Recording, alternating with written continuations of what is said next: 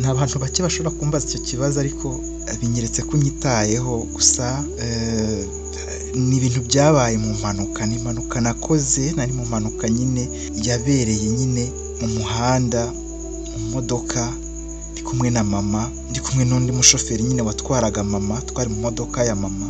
Rero biba ngombwa nyine ko Imana ibishima ko habaho impanuka nyine, birangira mama we yanitabye Imana ndetse n'umushoferi we yitabye Imana. Ni ibintu byahuriranaga, ni Imana yari yaduhuje kandi yari umusore mwiza ushinguye. None reba ukuntu nyine, gusa ntabwo ntabana nabo, ni umugome, ni shitani avuga nabi. Gusa nyine nabwo mba ntumva nakomeza ko ntabwo mushaka. Toke humura, erega ntabwo uri mubi byo kuvuga ngo ntabwo uri mubi, uri mwiza, ntabwo ukwiriye ibintu byasagutse. Kubera ko wakoze subscribe ndagusuhuje kandi ngo haye ikaze kuri Ep Media. Niba nawe utarabikora ndagushimiye ko bikoze ubu. Nongeye kugusuhuza kandi ngo haye ikaze hano kuri Ep Media, kandi nkaba nongeye kukubwira ngo umeze ute. Ese aho werereye umeze neza? Njye meze neza cyane, ndashima Imana. Aho rero nizere ko umeze neza kandi ushima Imana. Niba rero uri no mu bibazo cyangwa se niba urwaye, niba urwaje, niba uri mu gihombo cyangwa se niba nyine ubuzima bwanze, nkwifurije rwose kumererwa neza, nkwifurije no koroherezwa n'Imana nyine ikagusura kandi ikakorohereza ubuzima uri gucamo. Nsuhuje rero abantu bari mu ntara y'amajyepfo, abantu bari mu ntara y'amajyaruguru, bari mu burengerazuba n'abari burasirazuba. Nsuhuje kandi n'abari mu mujyi wa Kigali, nsuhuje abari mu bihugu by'ibituranyi nk'u Burundi, Kongo, Uganda, Tanzania cyangwa se Kenya. Mwese nkaba mbasuhuje kandi mbifuriza kugira amahoro y'Imana no kugubwa neza mu byo murimo byose. Niba uri kunyumva rero uri hanze ya Afurika, nabwo ndagusuhuje kandi nongeye kuguha ikaze hano kuri Ep Media.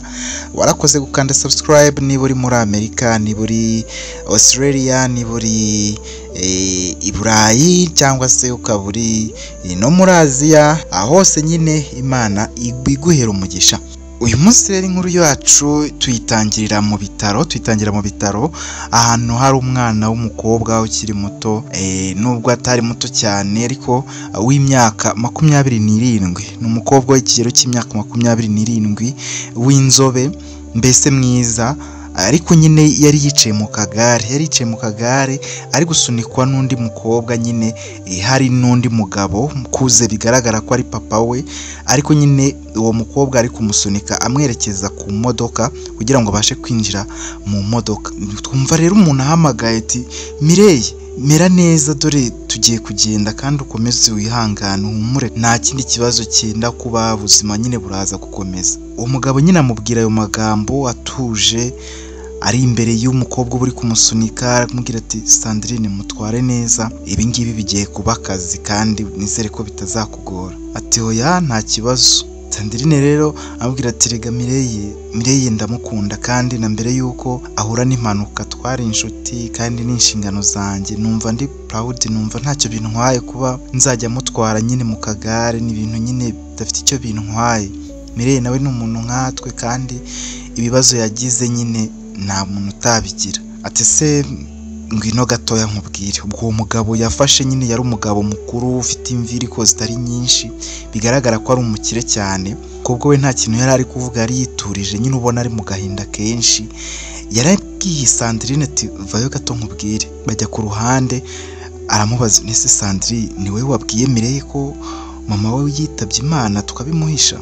Oya, ntabwo ari njye nabimubwiye, ahubwo ashobore kuba ari muganga wabimubwiye mbere yuko nyine dusohoka, ashobora kuba yabimubwiye. Mireye nanjye yambwiye nabi cyane ariko nyine byamunaniye kubyakira, ariko nyine nta kundi twabigenza. Njye nari nzi ko ari njye nzabimwibwirira, nari nabimuhishe kubera ko ubuzima bwe bwari bumeze nabi, ahantu yari arwariye, buryo yari ameze, byari bigoye ku umuntu yamubwira ko nyine iriya mpanuka yabuyemo mama we. Gusa nizere ko nyine atahagututse cyangwa ngo kwereke yuko nyine ibintu bikomeye cyane. Oya, namubwiye ko ubuzima ari bwo bumera, namubwiye ko mama we yatashye kandi twamuherekeje neza, n'amafoto n'ibiki byose, mubwira ko igihe cyo cyo kubimenya cyangwa kitaragera, ariko nanone ubwo babimubwiye ko nta kundi twabigenza kuko ntabwo gahunda yari ihari yo kubimuhisha burundu, n'ubundi nyine ko agomba kubimenya. Okay. sinzi rwose yandakariye ndi kumuvugisha ntabwo ashaka kuvuga ariko nta kibazo ariko na Rick rero yaraduhemukiye. Sandrine amubwira ati ya ikibazo anafite cyane ni ukuntu Rick yanze kwitaba telefone, yanze kumugeraho hano kwa muganga, ibintu byose yahise amuterera nyine nyuma yuko yagize ibibazo mu maguru bituma agendera mu kagare. Byabaye bibi cyane kuri Rick, nyine ni umusore utanejeje, umusore uguta mu bintu nk'ibi ni ikintu kibabaje kabisa, ariko nagerageje nyine kubimubwira, nagerageje kubimwumvisha gake gake aragenda byumva, gusa ni ukumuba hafi. Nabwiye na Banita bose kuza, niyo mpamvu ubona bamutegereje hari hanze. Ntabwo rwose byoroshye kuri Mireye, ni ibintu bigoye cyane. Toke tugende rero umwinjiza mu modoka, Banita babwira bahita bafata mu modoka binjire, n'ubundi ntabwo bamubonera ahangaha. Tugende mu rugo niho bari buze kumusanga bakaganira. Toke nta kibazo, ukambabwire kuri telefone kuko ndabona bari gushaka kwinjira kandi hano bitemewe, tubabwire ubwo vuba. Ubwo uwo mugabo yahise agenda yinjiza umukobwa mu modoka, Sandrine nawe asigara kuri telefone, ariko nyine ahageze azinga akagare umukobwa yari arimo agashyira muri butu, nawe yinjira mu modoka baragenda. Uwo papa Mireye yatwaye imodoka, aba yitwa Timote, baragiye nyine bagera mu rugo, umukobwa ataravuga n'ubwo baragenda. Bageze mu rugo nyine Sandrine ahita ava mu modoka, afata nyine akagare aragafungura, asohora nyine Mireye amushyira mu kagare, amwinjiza mu rugo bisanzwe. Mireye yahise amubwira ati nshaka kujya mu cyumba. Sandrine yahise amubwira ati ariko Anita na Ella baje kukureba, none se baragusanga mu cyumba? Aramubwira ati Sandrine mbabarira, ndagusabye njyana mu cyumba cyanjye, nta kindi kintu ngusabye.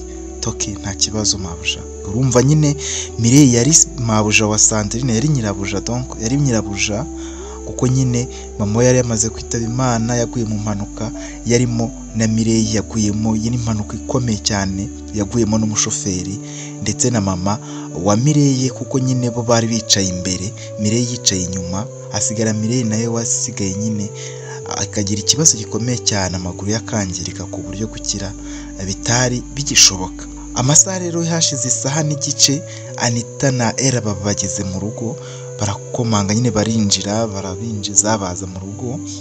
Sandrine ababaza ati mbakiriza iki se ko nababwiye ngo mutebuke, Mireye atarajya mu cyumba mukaba mwatinze, ubwo nyine ngiye kubakira. Toya ntabwo dushaka gutwakira, ahubwo twereka ahantu ari, dushaka kujya kumureba mu cyumba. Nese ubundi mbere hose ntitwamurebaga, cyangwa no kwa muganga ntitwamurebaga, ndakeka tutari ikibazo. Ubwo Sandrine amabwira ati okay reka ngende mpanze mubaze niba nyine muri bubonane, nabyemera ndahita nza nkubwira. Ariko Sandrine nawe ntugakabye, nese ubu ngubu Mireye ni uri kuduhisha koko? Ubu icyumweru gishize tutamugeraho kwa muganga, nabwo ari ukubera papa we yabitubujije. Ubwo urumva ari ikintu gikomeye cyane, reka twigende. Toya no muretse ngende mba mubaze nyine ko yakemera, noneho muraza nta kibazo. Ibintu uko mbona byahindutse. Toke nta kibazo. Ubwo yaragiye nyine arakomanga ku cyumba cya Mireye. Mireye aramubwira ati injira. Sandrine arakingura arinjira. Ati nibiki se? Ese Mireye uracyari kurira n'ubu ngubu? Oya mbwira ikikuzanye, ibyuko ndi kurira byo byihorere. Ese ubwo impamvu itatuma ndira niye koko?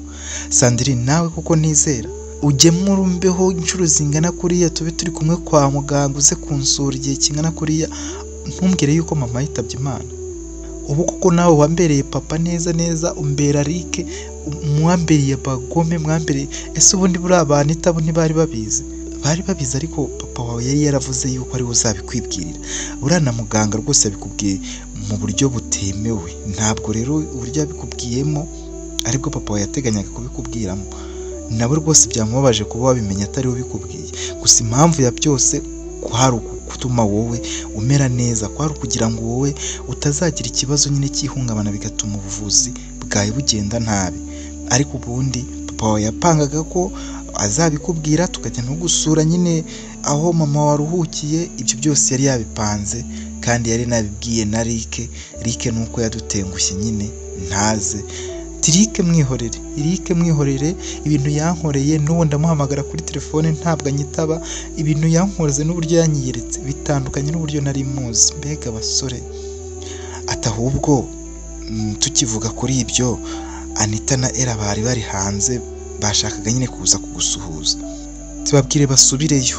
Izo nkozi zibi bizanze kumbwiza ukuri, bange kumbwira ko mama yitabye Imana, bange kumbera inshuti, uburase ni inshuti nyabaki, babwire ko ndahari, ubabwire kandi bari baje kukureba kwa muganga bakakubona ko tugucyuye, nuko babaye ngombwa ko baguma hanze, bitari byemewe kuza kukureba, ariko bakubonye ko twagucyuye mu rugo, barabizi kuri hano. Nese uwo ndabigenza n'imire toke, babwire bazi nta kibazo. Sawa urakoze mabuja. Ubwo yarafunguye nyine arasohoka ajya kureba Anita na Ella bari baje kureba Mireille. Ageze muri salo amwe umva Mireille ameze nabi, ari muri kondisiyo itari nziza, murabizi namwe ko papa yari yaratubujije kumubwira ko mama we yitabye Imana. Ubwo rero mwihangane, ntabwo ibintu bimereye neza, mugira uko mwitwara, nimugende muhubuka bimwe byanyu bivuga ngo muri inshuti n'ibiki, ntabwo ariyo mode arimo rwose. Nakumwe yazaga abaza ngo mwazaga kwa muganga akabaza uko mama ameze, mukamubwira ngo ameze neza, mwibuke ko ibyo byose yabimenye, ukuri kose yakumenye. Rero ikintu dusabwa uko mwitwaraho tukamutwara uburyo ashaka gutwarwamo, namwe rero mubyitwararikeho, ndimusare rwose, arabaye cyane n'ubu nsize ari kurira. Nta n'umuntu ashaka ko baba bari mu cyumba cyiwe cyangwa se baba bari kumwe mu cyumba. Ubwo rero ni mwanya mutoya mbahaye, mugende mwitwararike. Toketi nta kibazo Andre, turabizi Mireille twariganye, twarakuranye, twarareranywe, uretse ubundi papa we wari watubwiye biriya bintu natwe tutazi impamvu, ariko ubundi Mireille nta kibazo cyacu nawe turamuturisha, nta kibazo, biturekere.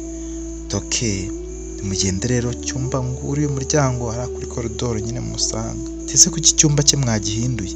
Papa we yashatse ko tugihindura kuko icyumba yabagamo cyarimo inzibutso nyinshi za mama we, kandi ntabwo ashaka ko yibuka mama we ataramenya nyine, ataragera ku gituro cye no kujya kumusura. Niyo mpamvu twabaje tumushyize mwa kiriya cyumba kinini.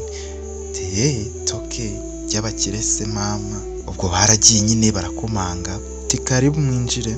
Ubwo Anita itabwira Mireille mbabarira, ngusabye imbabazi, ndabizi warandakariye, ndabizi na Ella waramurakariye, twese waraturakariye, ariko natwe ntabwo ari twe twabikoze nyine. Urumva Timote yaraje aratubwira ati ntabwo ari byiza ko wamenya inkuru mbi y'urupfu rwa mama wawe, cyane ko nawe yabanje kurwaraho gato ariko bikarangira nabi. Yatubujije rero kubikubwira, tubwira ko bitaba ari byiza ko wabimenya ukiri kwa muganga. Kuko Ella nawe koko ubinkore koko, Anita wenda ndabyumva yanangambanira, ariko nawe koko witonda umpisha ibyo bintu. Ella aramubwira ati none se Mireille ko papa wari we wabitubujije, yewe yanabwiye abantu benshi yanze ko babikubwira, sinzi n'impamvu muganga ahubwo yabikubwiye rwose, buriya yahemukiye papa wawe ko yashaka kubikubwira mwenyine muri babiri, kandi akanakujyana gusura igituro cya mama wawe. Ubwo rero ntabwo wandenganya, ntabwo nari kubona aho mbihera, kandi nawe wari uri kubabara cyane, wari muri kondisiyo mbi idakeneye kwakira inkuru mbi, inkuru zitari nziza zidafashije. Ni inkuru y'akababaro natwe yadushinguye, ariko ntabwo byari byiza kubikubwira. Toke none murashaka iki? Anita arambwira ati ariko Mireille ntukamere utyo, ndabyumva urababaye, biragoye kubura umubyeyi kandi nibwo cyakira inkuru yabyo, ariko nyine dukeneye kukuba hafi nk'inshuti zawe. Ntabwo twaba tutarabaye mu bitaro, dore ko hazaga abantu bake aribo bari bemewe, ngo tubure no kuza waje mu rugo.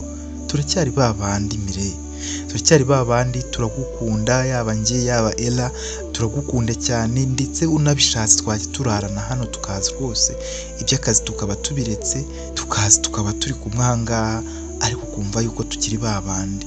Ibintu byose byabaye nuko papa wari ko yabyifuje, kandi bifite logique. Wari umeze nabi, wari umerewe nabi, rimwe na rimwe ukagenda ugasinzira ntitumenye ngo urahari, tukaza tukuvugisha ntuvuge.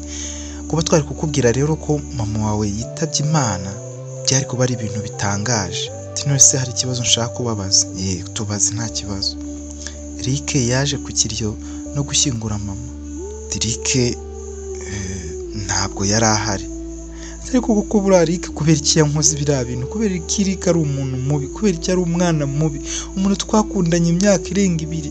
Reba ukuntu yangize, reba ukuntu yanze kuza kunsura, ntabwo phone yanjye yitaba, nimero yayikuyeho, ibintu byose Eric yankoreye. neza neza yanyeretse ko abahungu ari abana b'abantu kuko nta kintu n'abana b'abandi bantu nta cyiza cyabo yarampemukiye Eric ku buryo ntazigera n'umunsi umwe mubabarira. Era aramubwira ati Mire Eric nyine natwe byaratutunguye, ntabwo ari umwana mwiza, natwe twaramuhamagaye n'umunsi ukora impanuka yari ahari yaje kukureba, ariko abonye ukuntu bimeze nubwo tumuheruka rwose amezi ashize ari hafi 5 tutazi ahantu rikaba, ubu ngubu twaramubuze natwe. Nagende n'ubundi yahoraga anyereka yuko atanyitayeho, muhamagara akanyiryaho, ahisigaye yakunda abandi bakobwa. Eric gusa naramukunze ntabwo nari nzi ko ari umuntu uzafata iya mbere mu kuntererana muri ubu burwayi n'impanuka n'ibi bintu byambayeho, ariko Mana kuki wabyemeye ibi bintu koko? Janete aramubwira ati ariko rero Sandrine yakubaye hafi kandi natwe twakubaye hafi, papa wawe yari ahari rwose, ni ibintu byiza kuba papa wawe yari ari imbere mu bantu bose bari bakwitayeho, mama wawe ntabwo yari agihari. Ibintu rero bya Eric ni ukubyibagirwa ukamwirengagiza ko n'ubundi ni umusore mwakundanye, mbere ye hari abandi mwakundanye, bakeri mwarakundanye. Abantu benshi nuko bamera, banga abantu bitewe nuko hari ubuzima bundi bagiyemo butandukanye n'ubwo babagamo. Ubwo nyine Eric yumvise yuko bazaguca amaguru, yumva nyine ntakiri proud yawe, ariko ntabwo ari umwana mwiza. Ibyo ngibyo twarabivuze rwose, abantu bose barabimugaye, no ku kazi rwose abantu baramugaye.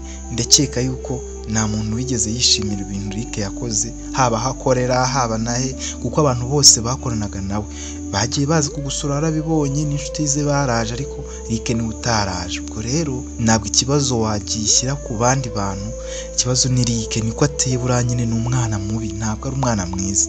Gusa turahari Mire, ntukagire ikibazo, turahari, tuzagufasha igihe cyose, tuzagufasha icyo dushoboye, mbese ibintu byose tuzahaba ku bwawe, sibyo? Kandi nizere ko utakiturakariye.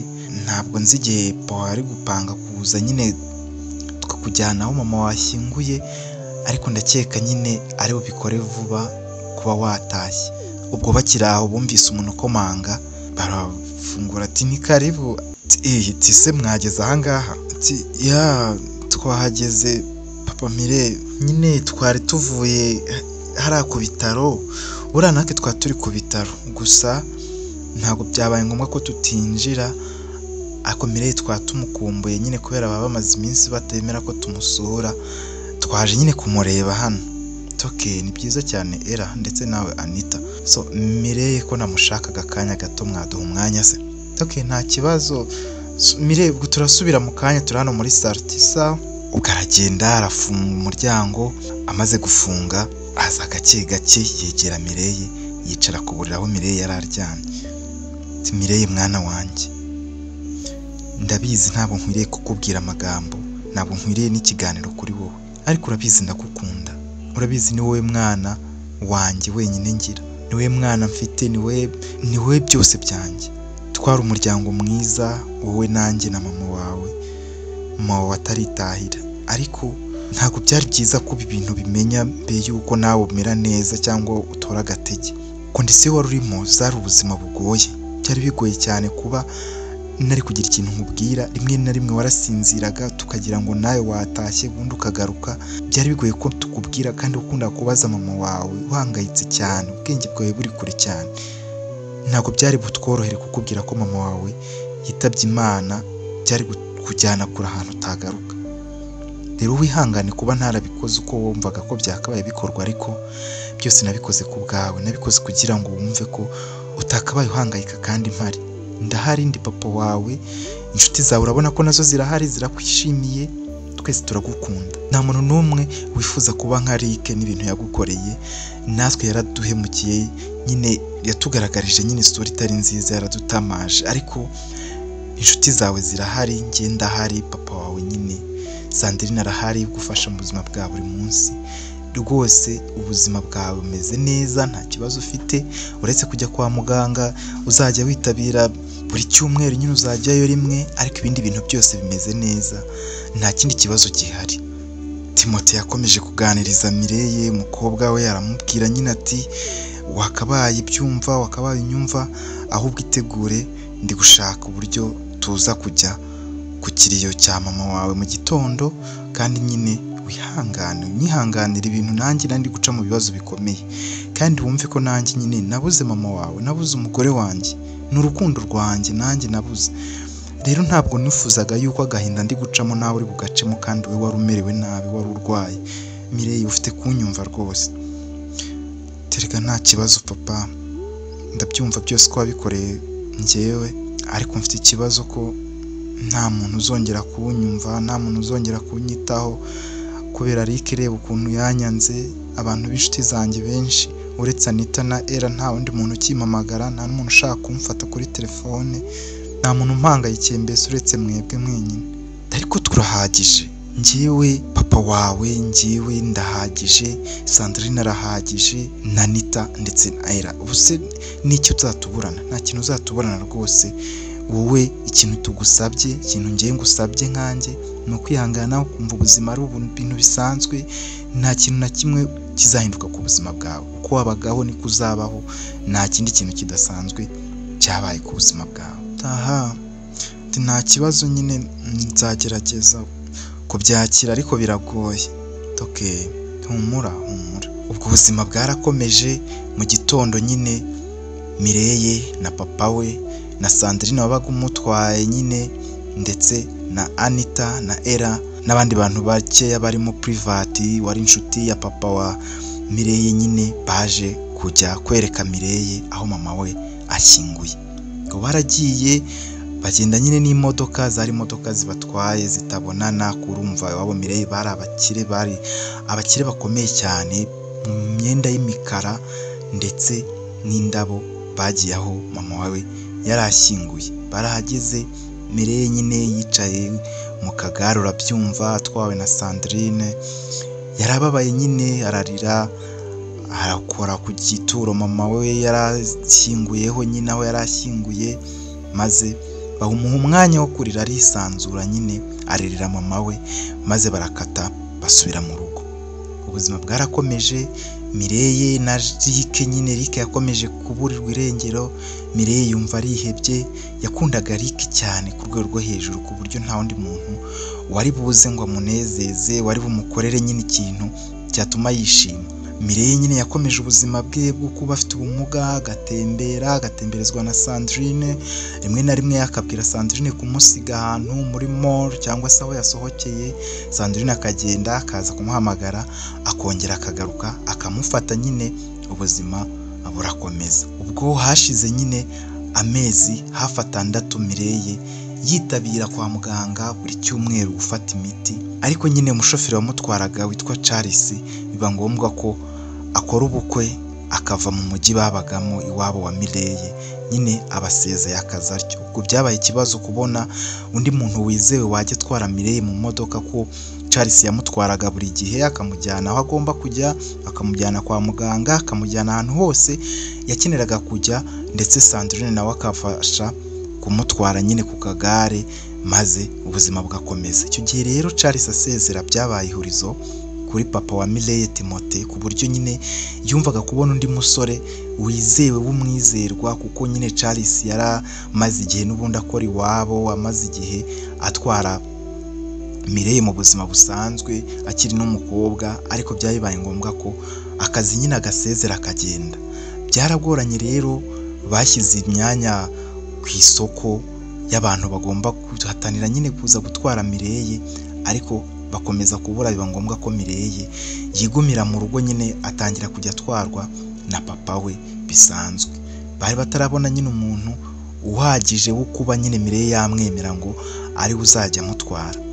Ubwo ubuzima bwarakomeje, ariko Mireille mu gukura kwe umwaka urashira, urumva yari amaze kugira imyaka 28, papa watangira kugira ikibazo cy'uko Mireille atazabona umugabo, kandi yabonaga ko agahinda Mireille abamo yatewe no kubura Rick ari agahinda gakabije, akumva akeneye umusore ushobora kuba yamuturisha akamukunda. Ariko abo yageragaho bose, Mireille inshuti ze zose zaramwangaga kubera nyine yari afite ubumuga, babonaga ko nyine batabishobora.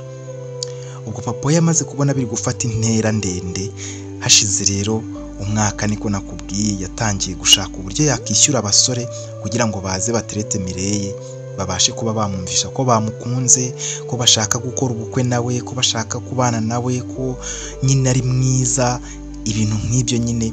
Ariko ni inama yari yagiriwe na Private uba ari inshuti ye, nyine aba ari undi musaza w'inshuti ye, akamugira inama akamubwira ati wowe niba umukobwa ubona ko ari mu kibazo gikomeye cyo kwigunga, cyo kumva nyine nta musore umukunda, cyo kumva ko nta muntu umwitayeho, wowe shakisha uburyo, ufite amafaranga, ufite buri kimwe, ntabwo umukobwa agomba kubura ibyishimo, kandi ibyishimo amafaranga ufite yakabaye abitanga. Hano hanze hari abasore bashobora kumukunda kubera amafaranga rwose, ukamusinyira sheke akamukunda, akamukundwa, akaza akamuha buri kimwe cyose kubera byonyine amafaranga yawe waba wamuhaye. Ubwo rero ntukababaze umukobwa wawe ikinege ugira, wowe ishyura abasore bazamukunda ndabizi. Ubwo Timote yatangiye gushakisha nyine uburyo yabona abasore bagomba gukundana na Mireye ku buryo bashobora kubana bakamumara agahinda, ariko nyine azi ko nyine bashobora kwinjira muri iyo diru bimeze nk'akazi, ariko bikazageraho nyine bakisanga bakunze Mireye. Ubwo umusore wa mbere yagerageje ni umusore witwa David. David rero yasinyiye kontara nyine arabyemera, umvikana na Timote ko agiye gushaka uburyo ateretana na Mireye, ariko nyine bakabana kandi bakabana ubuziraherezo. Ubwo diru ukuntu bayikinnye, ubwo yavuganye na David ko we baparika muri Feruje maze agasuhuza Mireye, kubera Mireye ikirahure cyiwe cyakundaga kuba ari kwirebera hanze nyine areba abantu. Bumvikanye ko bari buparike muri Feruje akamusuhuza, maze bagashakisha uburyo bakomeza guhura muri iyo minsi ku buryo Mireye abona ko uwo musore yamukunze. Ubwo David yaraje nyine bisanzwe, bageze muri Feruje ahuza na papa we Timote nyine ko niwe watwaraga Mireye muri iyo minsi, maze David nyine apepera cyangwa se awevinga asuhuza nyine Mireye nawe aramusuhuza ko David yabikoze ari guseka yamanuye ikirahure nyine. Barakomeza, imodoka zirakomeza. Mireye nta muntu wamwitagaho, nta muntu wamuhaga affection cyangwa se kumwereka ko amwitayeho, n'ibintu yari amaze igihe nta musore umwereka ko amwitayeho. Ubwo yarishimye cyane, agasura k'ukuntu umusore yamusuhuje bari muri Feruje bahagaze kamugumye mu mutwe. Mireye akumva nyine arishimye cyane, hamagara Sandrine amubwira neza, ameze neza. Sandrine amubwira ati ariko siko mbona wishimye, bimeze bite? Tuhuya nta kibazo, nta kintu gihari, ubwo ndashaka uyu munsi dusangira tukanabyina, urambyinisha ku kagare, nshaka uyu munsi hano mu cyumba cyanjye dushyiramo umuziki, sibyo? Yego nta kibazo ndabigukorera. Gusa Sandrine yayoberwaga impamvu Mireye ameze atyo. Mireye nk'umuntu wari umaze hafi igihe ameze nk'uri mu kato, asurwa n'inshuti ze ebyiri zonyine arizo Anita ndetse na Ella, nta musore umwiteza, nta musore umusura, ntaki. Ni ibintu byaba bimugoye cyane kuba muri ubwo buzima. Gusa nyine yaratangiye kubimenyera nubwo byari bigoye.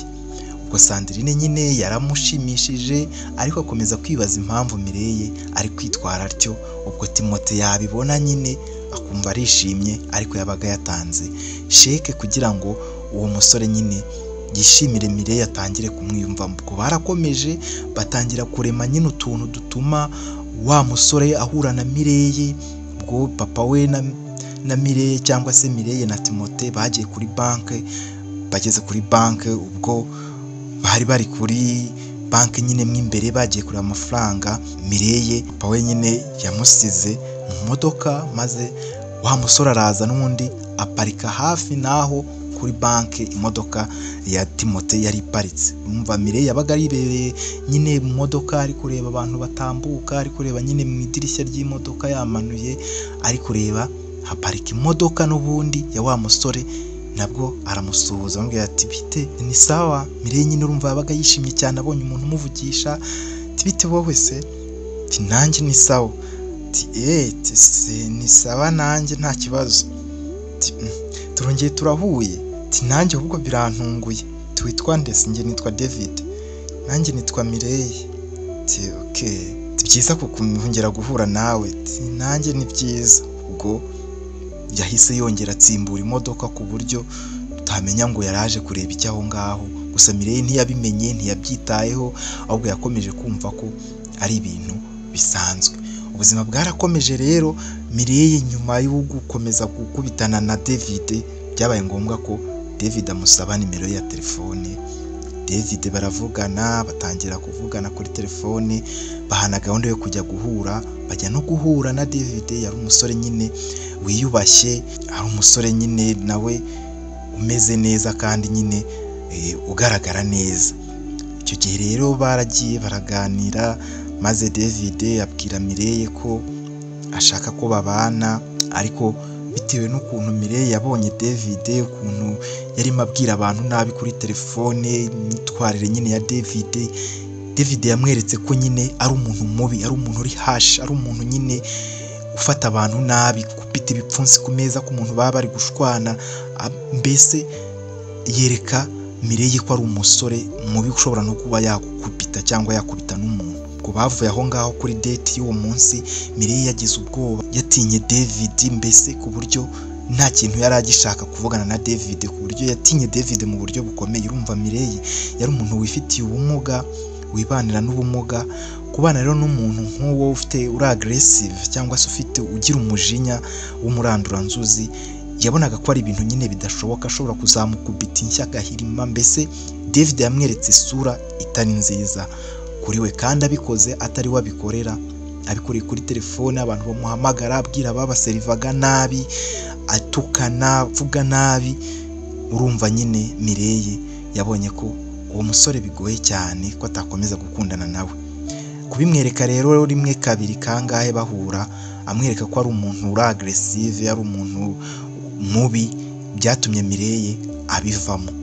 Ubwo Mireille yabwiye Sandrine ati nyine David ntabwo tukiri kumwe, njye ntabwo nabana n'umuntu nkuriya.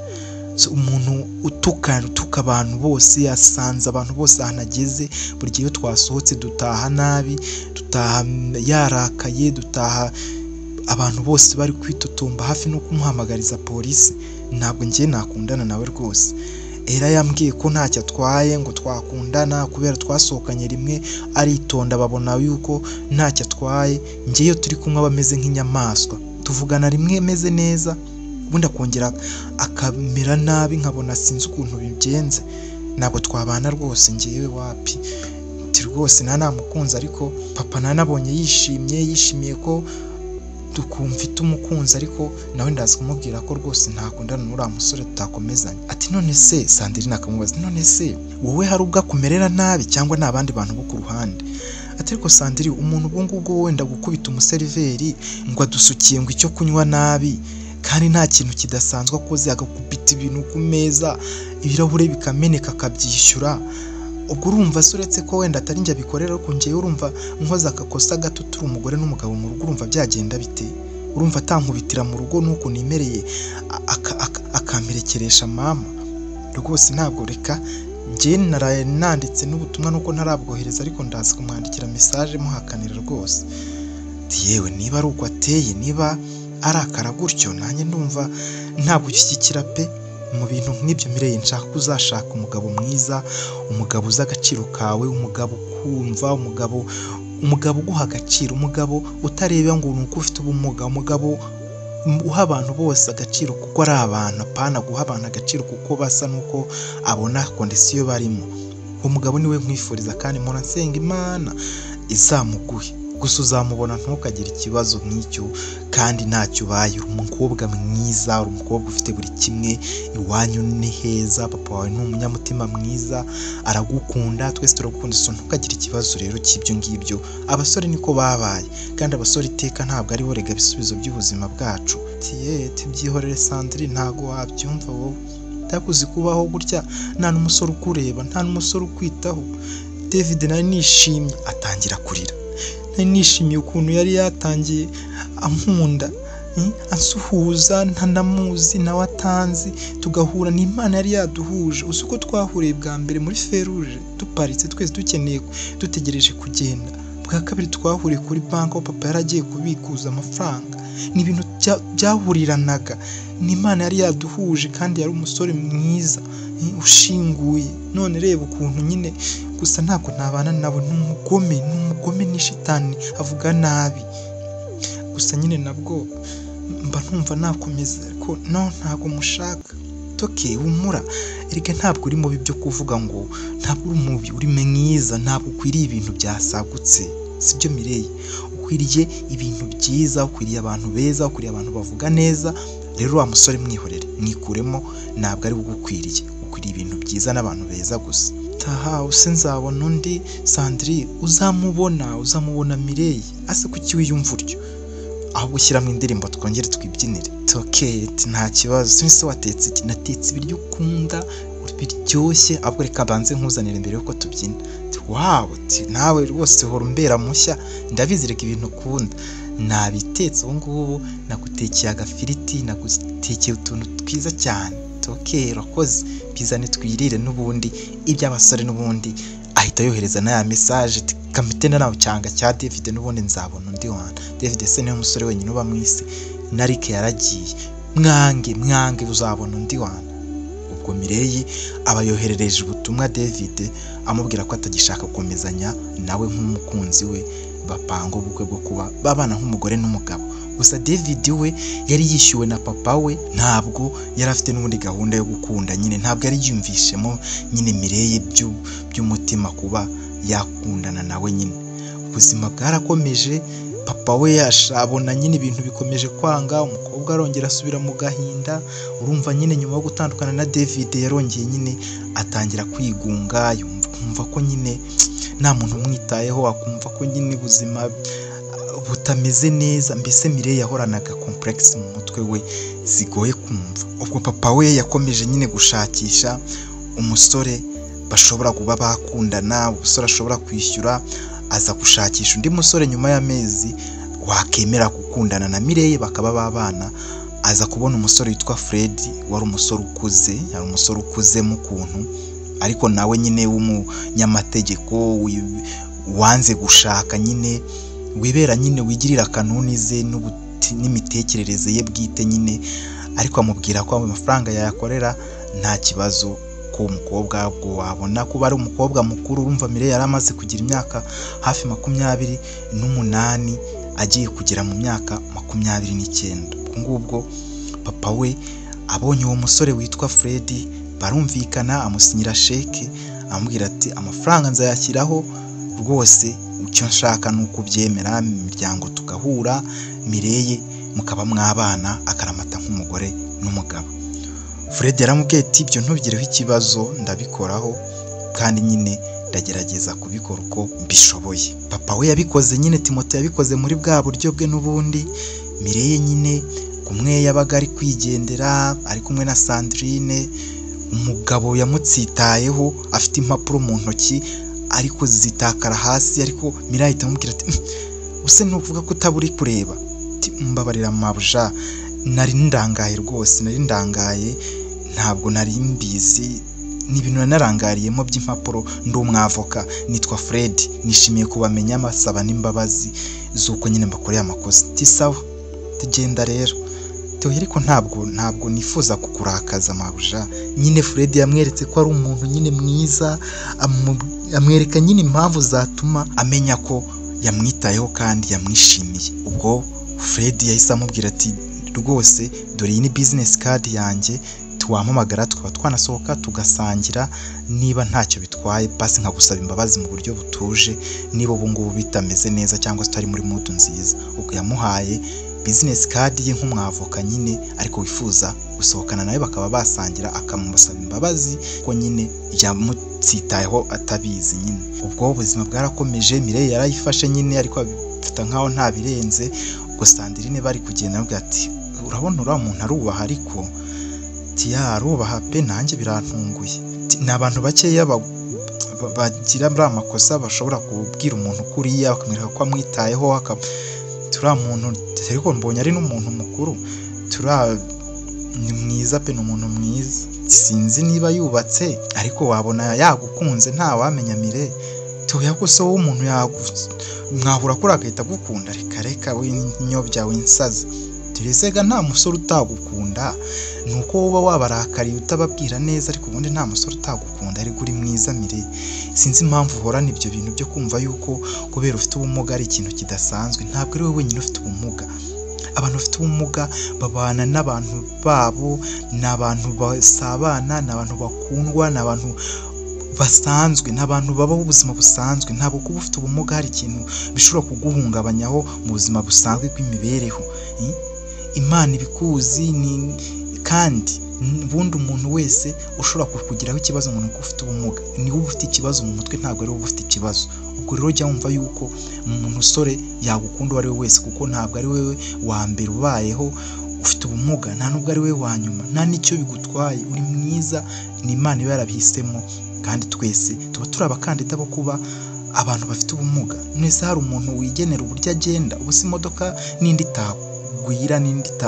utakora impanuka rwose Mire ibyo bintu ngiye birambangamira kumva yuko nta muntu wagukunda kandi uri mwiza toke nta kibazo sandi ndi mwiza ntugire ikibazo twese nzamuhamagare nyine uzamuhamagare kuki utamuhamagara ubundi umuntu wifuje kuzagusaba imbabazi mwasuhutse ni umuntu mwiza ni umuntu wifuza amahoro rero wamuhamagara nta ribi toke kubwawe nzamuhamagara nta kintu wansaba ngo nyange toke urakoze cyane ahita amuhobera ubwo nyine Sandrine aba ari inshuti ya hafi cyane na Mireye baba bari kumwe mu buzima bwa buri munsi ari bumufasha ibintu byose ari bumufasha ibintu byinshi ubwo byabaye ngombwa Sandrine ari mu cyumba ahamagara ya nimero iri kuri business card yahawe na wa musore witwa Fred ubwo baravuganye bapanga guhura Mireye nyine ajya guhura nawe barahuza nyine wa mugabo aramubwira ati nge bundi nitwa Fred ndi nkora akazi k'amategeko nkuko nabikubwiye ngo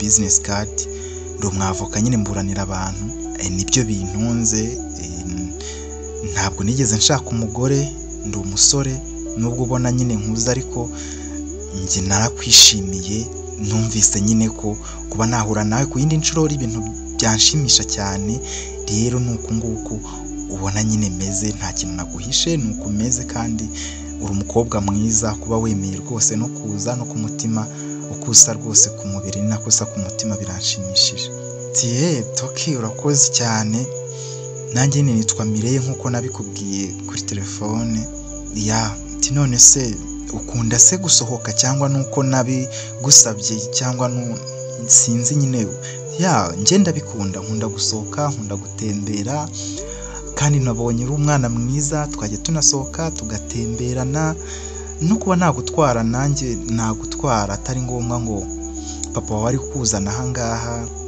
nagutwara mu modoka yanjye ndayifite nagutwara ku kagare atari ngombwa uba uri kumwe n'uriya mukobwa muba muri kumwe so ndabikunda gusohoka nkunda ku exploratinga adventures nkunda nyine ibintu byo kujya ahantu nyine hitaruye abantu naba twatembera tukaganira ndabikunda cyane tuzi ko nanjye mbikunda nuko nyine nyuma yo kugira iki kibazo nanjye nahoze ndi umuntu ugenda n'amaguru nk'abandi bose uba ubona sorry kabisa musori ni ukwihangana nariyakiriye nyine nagize ikibazo imbere bigitangira ariko ubu maze kwiyakira abantu bamaze kubona ko ndi umuntu nkabo abantu basigaye bankunda ndabikunda cyane none se Mireye niba atari ibanga niki cyateye ko umera gutya ukomeza ubu ngubu ko nyine atari ko wahoze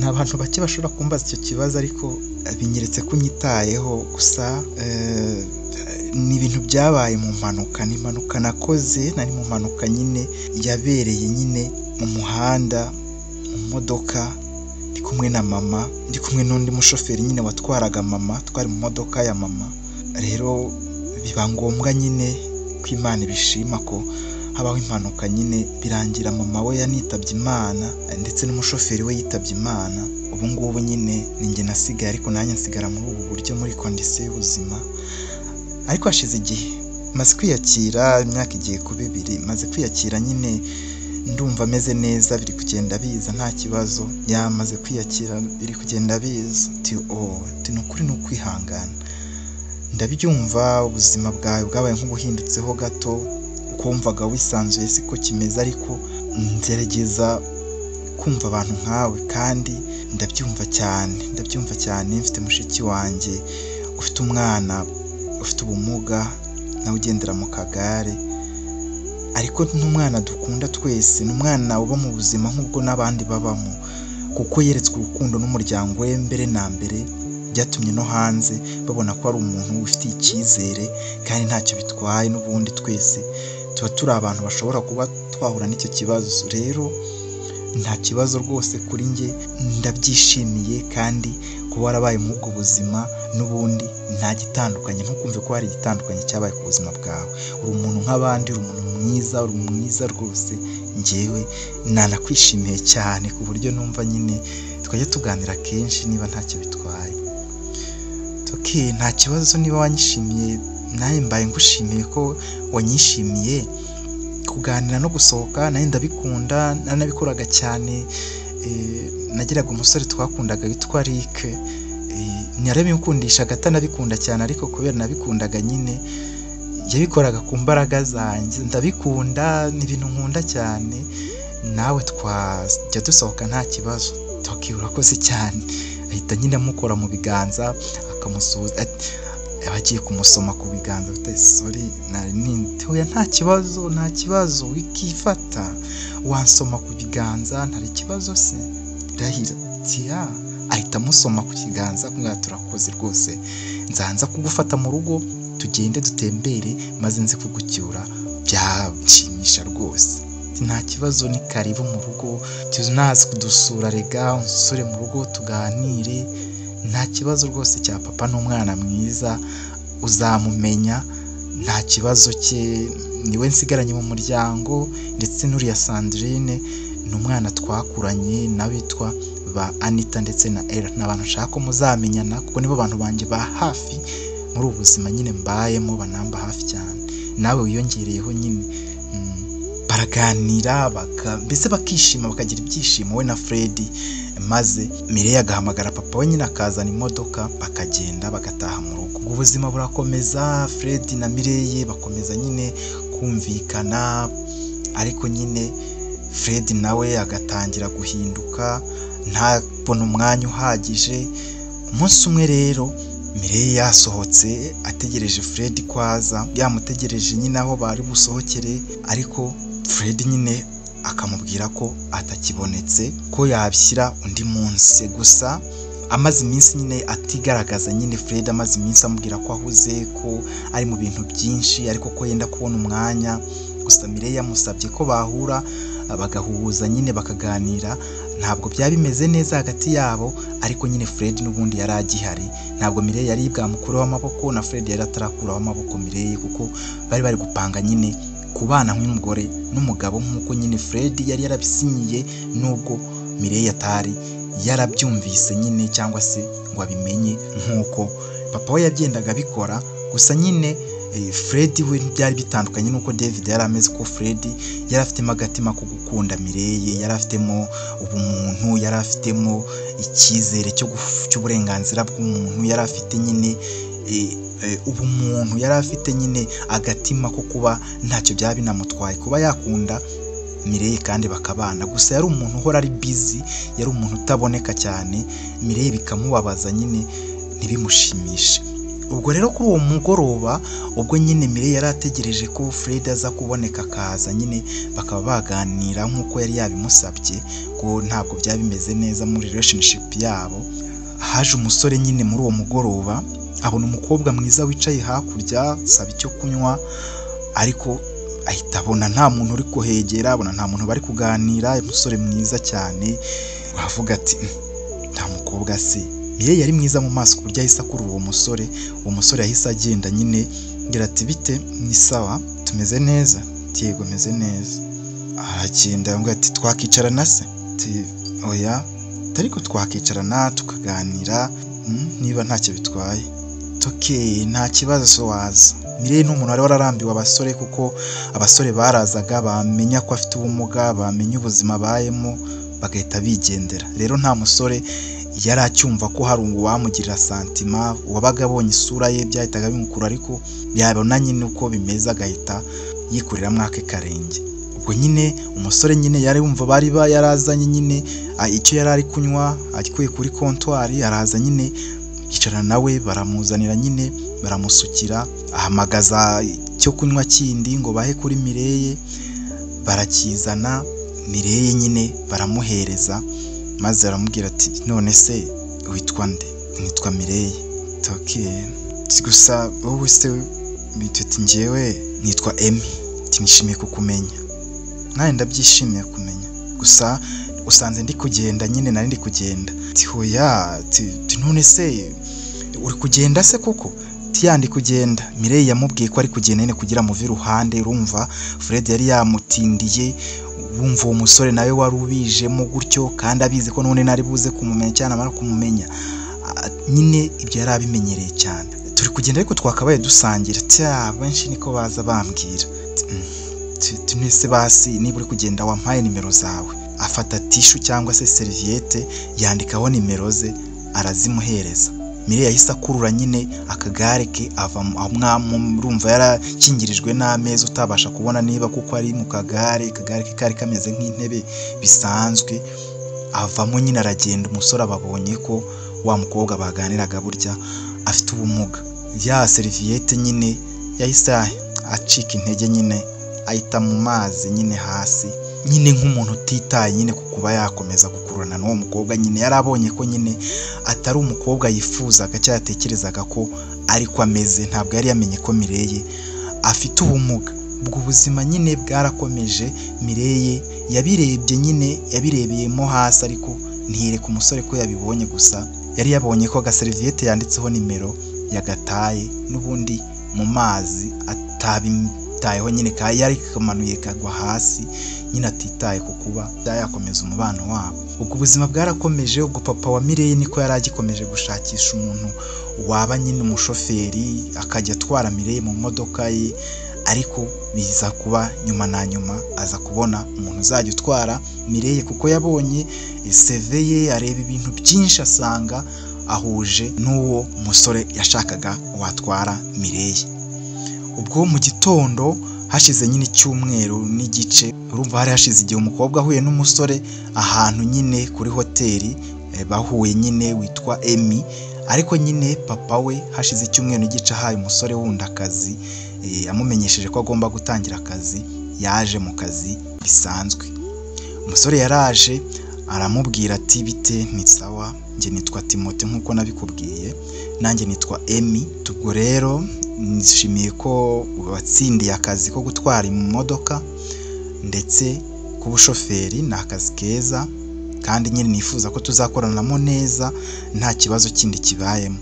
Ati rwose boss nta kibazo kizaba, akazi ndakazi, ibintu byose ndabishoboye, ahubwo igisigaye sindamenya ngo akazi nzagatangira ryari, kandi rwose nzi gutwara, nzagerageza kubabanira, nzagerageza kugutwara neza, nzagerageza kukubera umushoferi mwiza uko ubyifuza. Ati ushobore kuba warumvise nabi. Gute se? Ntabwo ari njye uzajya utwara, uzajya utwara umukobwa wanjye yitwa Mireye. Okay. Ubwo urumva umuhungu cyangwa se umusore Timote yari ahaye akazi ni umuhungu wari warigeze cyangwa se umusore wari warigeze ahura na Mireye mu mezi hafi 2-3 yarashize. Ubwo byabaye ngombwa ko nyine umusore ahamagarwa nimugoroba ku byo kurya bya nimugoroba kugira ngo bamupresente Mireye, maze amenyane n'umushoferi we, anamwemere yemere ko azajya amutwara nyine, kuko Mireye yagombaga kwemera ko uwo bamuhaye abyemeye ko azajya amutwara. Ubwo nimugoroba byarageze, umusore aza mu rugo, bari ku meza, maze umusore akubise amaso Mireye, abona ni wa mukobwa ugendera mu kagare yahuye nawe, bagakatirana nyine, akamuca amazi, akanajugunya agapapuro yari yamuhaye ka nimero ya telefone mu mazi nyine yari ahari, akumirwa akavuga ati nyine bahita biyumanganya bakereka Timote ko bataziranye. Ati bite? Ni sawa, njye nitwa Mireye, nanjye nitwa Emmy, nishimiye kukumenya. Murakoze cyane, nawe nishimiye kubamenya mabuja. Ubwo bombi nibo bari bazi banga ry'uko nyine baziranye. Ntabwo Mireye yigeze yanga ko Emmy aba umushoferi we. Ubwo nibwo papa we nyine yari arakiye gutwara Mireye ababonye umushoferi mushyashya kandi wemewe hejuru y'abandi benshi Mireille yaba yaragiye yanga uwo yaramwemeye ko Emmy yari umusore mwiza ushinguye kandi nyine usa neza. Ku munsi wa mbere nyine ubwo yagombaga kujyana Mireille kwa muganga, urumva Mireille yitabiraga rendezvous yo kwa muganga ya dogiteri nyine rimwe mu cyumweru yagombaga kujyayo kandi yagombaga gutwara Mireille ahantu hose Mireille ashaka ko amutwara, akanamucyura mu rugo, akanita ku modoka, mbese ibintu byose akabyitaho. Ubwo yarageze nyine umunsi wa mbere mu gitondo tabizi neza ko ari wazatwara, byabanje kumutonda ariko nyine afata Mireille aramubwira ati nshyira mu modoka nyine. Ubwo umusore amushyira mu modoka, azinga nyine akagare agashyira muri butu, atwara Mireille nyine. Ubwo Mireille yabaga yicaye nyine inyuma, umusore yicaye imbere nyine amutwaye, Mireille yabaga ari boss nyine. Ubwo bari kugenda bagiye kwa muganga, Mireille yaramubwiye ati ntabwo nari nzi ko rwose ari we twahura muri uku nguku, nanjye ntabwo nari mbizi, gusa mabuja nyine umbabarire ku byabaye. Byihorere, byabaye, buri wese nuko amfata, buri wese nuko yaza avuga, buri wese nuko nyine yanyitwaraho tu, ni ibintu namenyereye, ni ibintu maze kumenyera, ariko mabuja nzagerageza gukora uko nshoboye, ntabwo nzaba nkuko nari nabaye. Kuki ahubwo utitabye nimero naguhamagayeho? Tinyitaba se nimero warayitwaye cyangwa agapapuro wagasize aho twari twicaye? Byose ninde wabikubwiye? Mbabarira ndabizi, turetse ko nimero naguhaye nanjye si izanjye, mbaha nimero yo ku ruganda rwanjye aho batumiriza nyine ibyo kurya, nizo nimero mbaha mwese kuko mba mbizi ko n'undi mutazampamagara, nubwo mwazahamagara bitaba sinjye. Ntabwo nari mbizi, gusa nyine nizere ko wambabariye. Ntawe ntababariye, nta n'uwo ntababarira. Mireille nyine urumva yari afite umushiha, ntabwo yari ameranye neza na Freddy, ubuzima bwarakomeje nyine. Emmy akamutwara akamugeza nyine aho agomba kumugeza, akamucyura mu rugo. Emmy atangira kubona uburyo Mireille yabayeho, uburyo agahinda agira, nyine atangira kuba hafi nawe, atangira kumuba hafi, atangira kumubaza ibyo akunda. Mireille akamubwira ati nkunda kureba filimi, nkunda gutembera, nkunda nyine ibintu byo gusabana. Ubwo Emmy yashatse ikintu cyatuma aba umuntu wa hafi kuri Mireille. Ubwo yatangiye kumusohokana, akamujyana bagasangira injugu, akamutwara ku kagare, akamujyana ahantu kureba filimi, akamujyana ahantu mu mashyamba, akamutembereza nyine, akamutwara ku kagare nyine ahagendeka, akicara bakaganira, akamubaza amakuru y'ubuzima bwa mama we, ubuzima bw'amakuru yiwe bwite, papa we.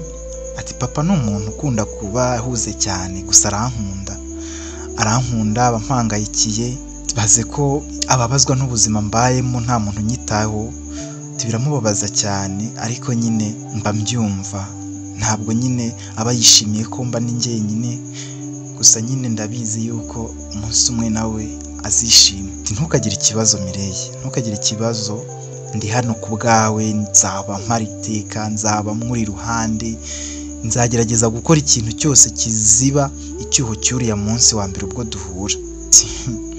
Tubuse wahinduka?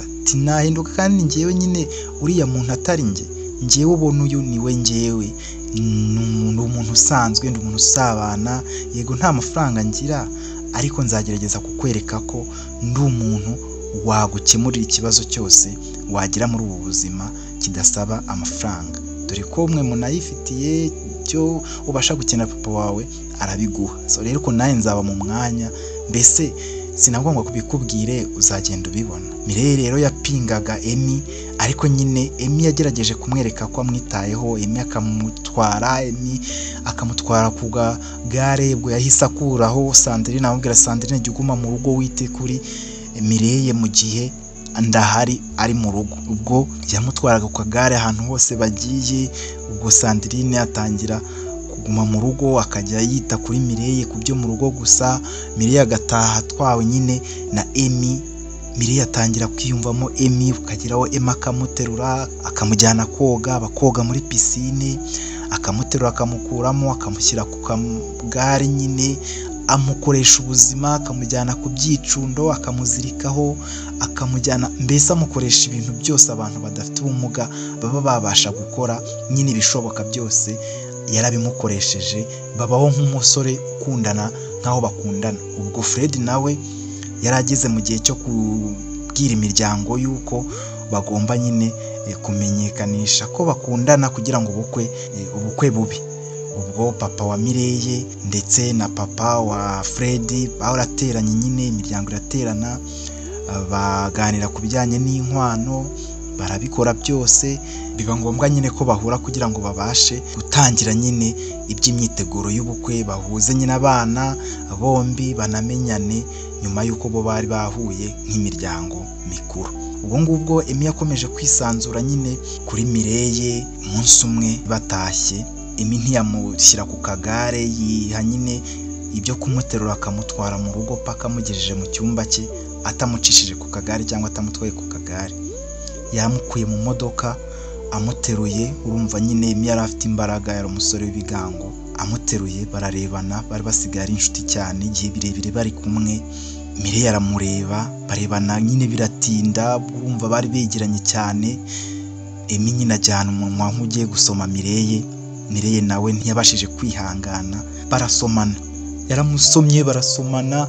Ubwo ngubwo bakimara gusomana, Mireye abona papa we yari ari kumureba, ahita abwira Emmy ati shyira mu kagare, uranirukanwe. Ese kubera iki nirukanywe? Kuko Mireye urirukanwe, ibi ntabwo biri mu bintu wahamagariwe. Ubwo nyine Mireye yari yibutse ko papa we ari mu bintu byo kumuhuza cyangwa se bari mu myiteguro y'ubukwe na Fred, akaba nyine abonye ko atari inyangamugayo, kuko yashakaga nyine kugaragara iteka neza mu maso ya papa we ko ari umukobwa witonda. Gusa nyine umubiri n'umubiri wari umukoresheje ibyo, kuko atari yarigeze abibona.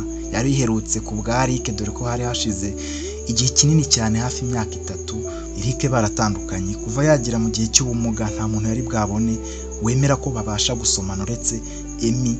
Byari bibayeho, ntabwo rero kwifata byakunze, ariko abona habayeho cyuko papa wamubonye akumva yuko nyine abaye jene, ahita yirukanisha Emmy, abwira papa we ko adashaka ko Emmy akomeza kumutwara. Emmy baramwirukanye rero. Ubwo ava nyine mu buzima bwa Mireye bw'akazi, aragenda. Umunsi umwe rero ubwo bari bemeje ko bagomba kubana nk'umugore n'umugabo, imiryango yateranye nyine, bose bateranye ari nk'ibirori byabaye byo gutaha nyine, kuko nyine bagomba kubana nk'umugore n'umugabo, Mireye ndetse na Fred. Gusa nyine bamaze kwicara nyine, papa we amaze gufata ijambo, Timote yaravuze ati rwose mwatubaniye neza abana bacu, ubu igisigaye ni ugusaba no gukwa, ndetse twakifuje ko byakabaye vuba, ndetse abana bo barashimanye, ibintu byose byarakunze. Ubwo papa nyine wa Fred nawe afata ijambo abwira ati rwose ibintu twarabyemeye, umukobwa wacu ni umukobwa mwiza, gahunda rwose ni ugukora ubukwe no gutegura inkwano, tuzazizana ejo, ndetse yewe tunasabe tunakwe birangire bive mu nzira, mu byumweru 2 umukobwa agomba gutaha iwacu. Bakoma amashyi barishima nyine. Bakiri aho haje umusore. Ubwo urumva Mireye nyine yari aho ngaho, Fred nawe ahari. Fred nakubwiye ko ari umusore utarakundaga kubona umwanya, ari umusore ukuze, wari umwavoka nyine, nta bintu byinshi, nta inshuro nyinshi abonana na Mireye, ari umuntu uri aho nyine utita ku bintu, utita cyane ku rukundo rwabo. Gusa nyine haje umusore yidumbukije yitwa Emmy, aravuga ati bite mwese mumeze neza? Bose barumirwa, bo ibintu uko bibaye. Babona azaniye Mireye ice cream iriho n'impeta. Mireye amubwira amagambo ameze nk'igihe yamusangaga, yabuze nyine umuntu, yabuze Fred nyine, yamusanga Fred yishe gahunda ye, igihe yamusanga kuri hoteli basohotse na Fred, ariko Fred ataraza, yakerewe, yanze no kuza. Yamubwiye ko yakihangana bakabona undi munsi. Amagambo yamubwiye ati warese tugasangira agacyayi, cyangwa tugasohoka tugasangira agacyayi, niyo n'ubundi yamubwiye aje kumureba aho ngaho, atitaye ku wundi muntu wari we wese. Ubwo Mireye yaramubwiye ati twasohoka tugasangira agacyayi nta kibazo.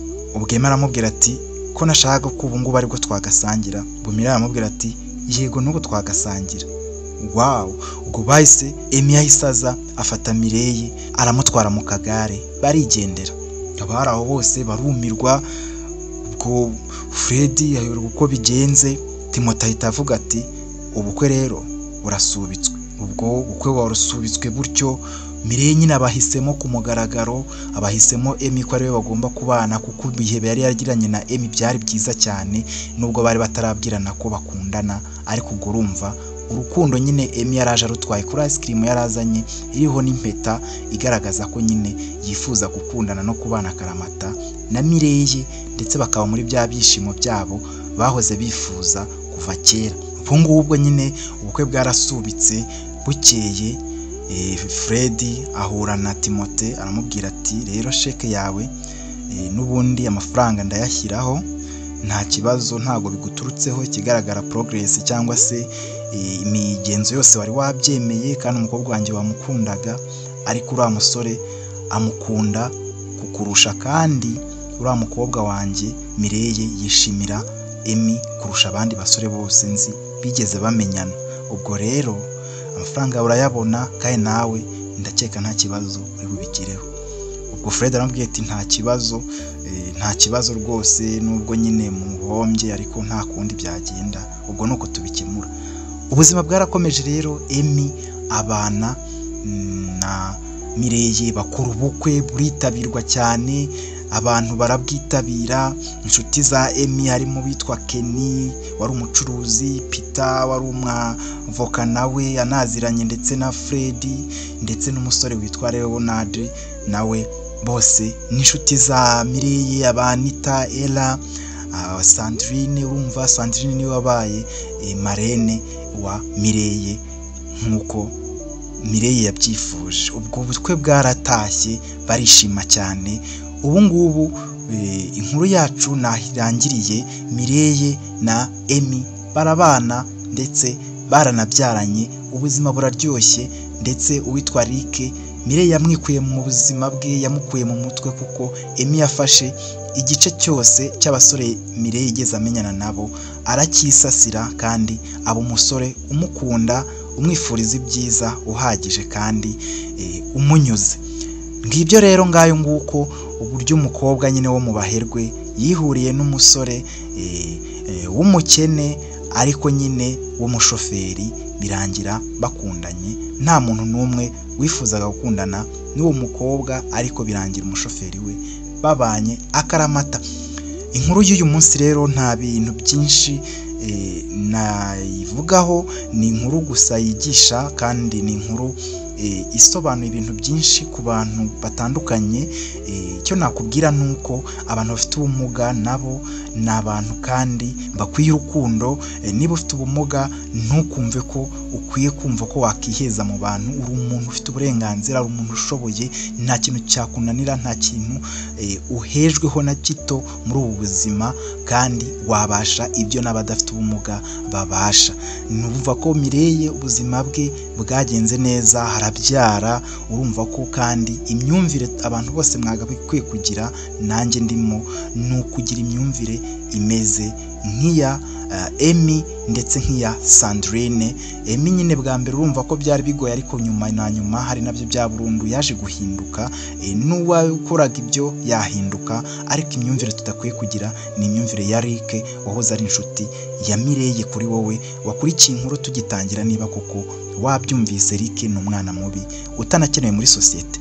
Ngaha rero aho nsoreje inkuru y'uyu munsi, ndagushimiye wowe nkurikiye kuva ku itangiriro kugeza ku iherezo ry'iyi nkuru y'uyu munsi. Yari ituje cyane kandi irimo amasomo akomeye cyane y'ubuzima bwa buri munsi. Ndagushimiye rero kubera ko wakoze subscribe kandi wakanze like ndetse na share, ndabigushimira cyane. Mujye mutera comment muvuge nyine iki nkuru yakugejejeho, kandi munayisharinge cyangwa se musangize abandi. Ndagushimiye rero, njye nitwa Timsanze. Ciao ciao. Niba urwaye Imana ikurinde kandi gukize, kandi nawe Imana iguha akazi. Niba uri umushomeri cyangwa ushomye, Imana ibiyereke kandi borohereze. Ciao ciao. Mukunda Imana n'abantu, nakagaruka. Bye bye. Kubera ko wakoze subscribe ndagushimiye, kandi nawe ikanze ubu urakoze cyane. Iki ni ikiganiro The Facts cya Yep Media. Njye nitwa Timsanze. Ciao ciao, nakagaruka.